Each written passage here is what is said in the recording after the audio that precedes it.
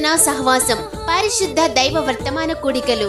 పరిశుద్ధ దైవ వర్తమాన కూడికలు తేదీలు 2026 ఏప్రిల్ 13, 14, 15 అనగా సోమ, మంగళ, బుధవారములు. ప్రతిరోజు సాయంత్రం 7 గంటలకు. స్థలం నేరేడు గరువు, బొండాడ. వర్తమానికులు brother K Ratan Samuel garu, Vijayawada.